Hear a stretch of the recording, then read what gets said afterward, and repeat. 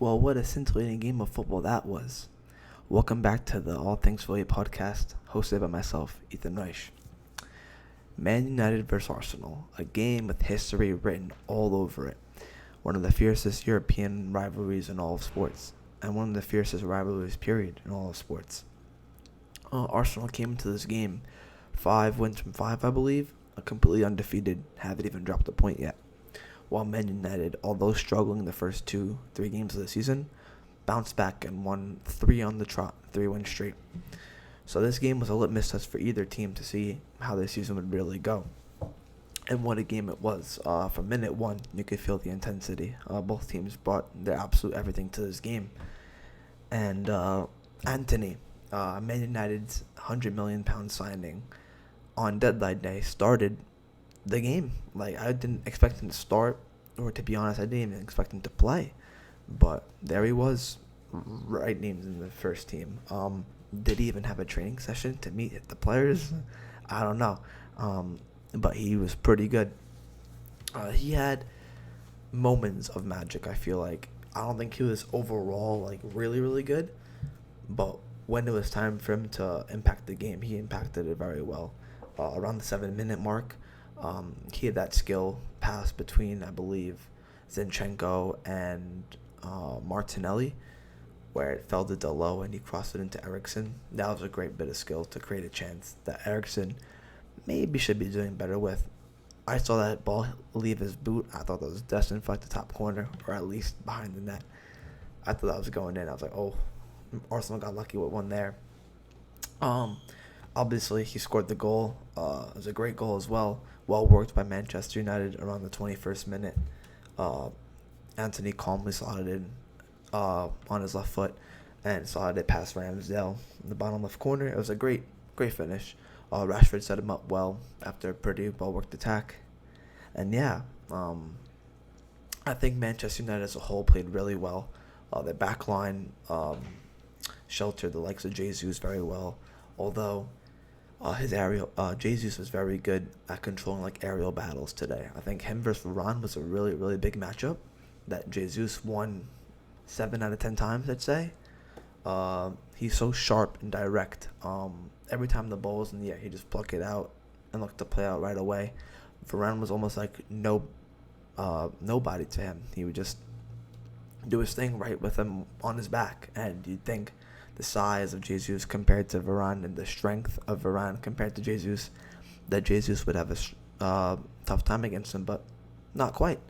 But when his back wasn't to goal, Man U defended him well as Martinelli and the other attackers. But speaking of Martinelli, that goal / disallowed goal in the 21st minute, was it a good goal? Should have stood, should have been disallowed. I'll give you a reason why it should have stood and why it should have been disallowed. We'll start with the disallowed first. It sadly goes with what VAR has been calling throughout the whole season. You saw it on Saturday with Mendy with West Ham versus Chelsea. I'm a Chelsea fan, and I'm not gonna lie, if I was a West Ham fan, I'd be livid. Yes, the goalkeeper might have been impeded a little bit, but at the end of the day, he's still a player on the field. Like, he's still responsible to win his 50-50s, especially in his own box. And he didn't do that. Yes, I think it was Bowen who ended up being called for the foul. Did he make slight contact with Mendy? Yeah, maybe. But I don't think it was enough for a foul, especially that late in the game. I thought that goal should have stood, but it didn't. And yeah, a day after, a similar thing. Eriksen, who played very, very well today, probably the best I've seen him in a United shirt, kind of took me back to his times at Tottenham, to be honest. Kind of dictated the play. Every attack Manchester United have kind of ran through him, which is very nice to see. Especially everything he's gone through, especially in the Euros, where he retired from football for a while, came back, and now he's playing what it seems to be at his top level again, which is so nice to see. But yeah, that foul on Eriksen by Odegaard, it should be disallowed because of what VAR has been ruling. Odegaard did make contact with Eriksson. Was it substantial? Not really, but have you seen that being called as a foul? Yeah. Um, Again, it goes in line with what VAR has been ruling. Weak fouls that impact the game, just like Saturday. The weak foul impacted a game where they ended up scoring, making it 2-2. VAR overruled that 2-1 Chelsea. Same thing here. Small foul that probably shouldn't have been a foul. Led to a goal by Martinelli, 1-0 Arsenal. They call it back to 0-0. It shouldn't have been a foul because I think it was very weak. Eriksson definitely bought that foul. He knew what he was doing. He went down pretty easily there. At first glance, I thought there was more of a coming together between the legs of Odegaard and Eriksson.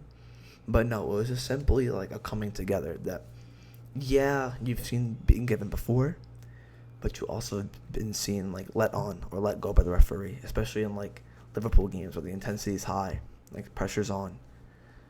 Yeah, at first glance I was like, oh, definitely a foul, but I was like, oh, definitely not. I thought when the ref went to VAR, he would have let it stand. I wasn't expecting him to overturn it. And that's another talking point for another day, though. VAR. I mean, what have they been doing this season? On a season they've said they're gonna let more slide. We've seen the complete and utter opposite so far this season. Tottenham versus Chelsea, when Cucurella got like grabbed down, and Kane scored the header a free header, they looked at it and said, "No, that should stand." But this, not a big foul by any stretch of the imagination, and they overturn it. It's so inconsistent, and if it's going to stay in the game, there has to be a certain level of consistency with VAR. If not, get it out, because the fans don't know when to celebrate. The commentators don't even know when to celebrate or what to commentate on, because they don't know if the things they're going to commentate on are going to get overturned in 3 minutes. That's my take on VAR. I'll probably post another video about that just because of how annoying it's been as a fan to watch games with this thing ruining sport, but that's a different matter for a different day. After that disallowed goal, though, Arsenal came with so much more intensity. The goal was coming ever since then. Saka had a bunch of chances. Martinelli was getting it behind. He had a really good header, I think around the 33rd minute, that De Gea saved well. But all that was made from Martin Odegaard. What a player he is for Arsenal. He's their engine. That front line of attack runs through him. The ways he just picks up that ball into pockets you don't think exist. The way he drives forward with the ball. The way he passes the ball and get other guys involved. It's brilliant to see. Kind of reminds me of Prime Ozil a little bit. I'm not comparing him to Prime Ozil yet, but he could get there if he keeps his performance up. He's definitely more consistent than him so far, so we'll see what that happens with that. But yeah, Arsenal, I think, should be hard done by losing 3-1. The other 2 goals came from complete lapses of concentration that allowed Rashford to get in behind the defense and score 2 one-on-ones. Or one one-on-one, which was a good finish, and then one where Eriksson just tapped the ball over and Rashford scored. Rashford seems to be back at his best, seems to be enjoying football again, which is really nice to see. Bruno seems to be really good as well. I always said Bruno's play was heavily impacted by Ronaldo. Just because Bruno always looks for that long through ball to a Sancho or a Rashford, someone with pace. And I'm sorry to say, Ronaldo doesn't have that much pace anymore compared to what he used to have. And also, Bruno plays quite far up, and Rashford's more of a getting behind striker, so there's a lot of space between the striker and the cam. Whereas Ronaldo was playing more like a target man, so he's dropping back into deep spaces to pick up the ball, which impacts Bruno's play, as Bruno then has to track back a little bit, which isn't like him. So I think Rashford's back at his best. Sancho, also another good performance from him. Not a goal, but definitely impactful in the left wing, causing havoc for the right back and center back of Arsenal. I believe it was Gabriel and I forgot the right back. I'm not gonna lie. Oh, Ben White, yeah. How could I forget? Yeah, but other than that, Arsenal should be hard done by 3-1. I knew the goal was coming by Saka. They started the second half so well. Um, but yeah, Arsenal played really, really good. I think you play that at the Emirates, it's probably going the other way, 3-1, not going to lie. Man U did play well, though. They were more clinical than Arsenal. But I think on a different day, Arsenal's winning that game.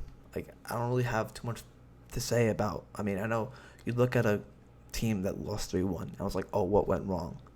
I don't think anything really went wrong for Arsenal. I thought they played pretty well.